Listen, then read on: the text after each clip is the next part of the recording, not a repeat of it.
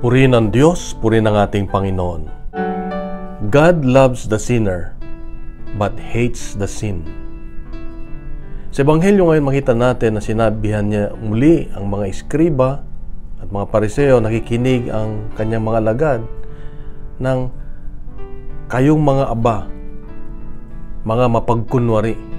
Kanyang tinutuligsa ang mga pariseo at mga eskriba bilang mga relihiyoso at mga pinuno, na kung saan dito ay sinasabi nila na sila ay mga mapagpaimbabaw, hipokrito.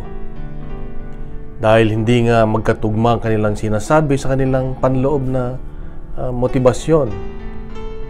Dito ay makikita natin na ang pagsuway ng Diyos sa kanila ay may halong pagmamahal dahil ginamit niya ang salitang aba, kawawa.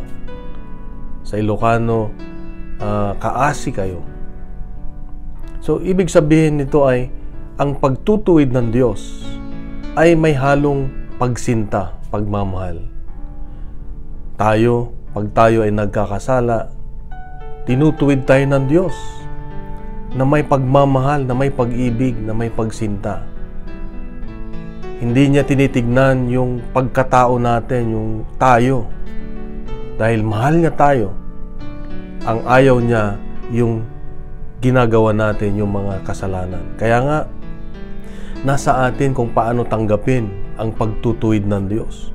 Kung bukas ang ating mga puso na aminin, na tanggapin ang kanyang pagtutuwid, masakit man, ay makakatulong sa atin para makalaya sa ating mga kasalanan, sa ating mga pagkukulang. Masarap lumaya sa pagkakasala, lalo kung tayo ay tumutugon at hindi na muling bumabalik pa sa kasalanan na yan. At ginagawa ang kalooban ng Diyos. Merong katahimikan sa ating puso't isipan, merong kagalakan sa ating buhay.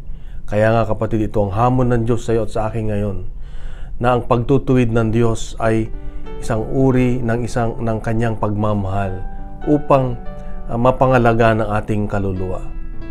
Kapatid, mahal na mahal ka ng Diyos, mahal na mahal ako ng Diyos. Kaya nga, buksan natin ang puso natin sa araw na ito. Aminin na tayo'y makasalanan at magbalik loob sa Diyos. Mahal tayo ng Diyos. Isang mapagpalang Miyerkules sa iyo at sa iyong mga mahal sa buhay, kapatid.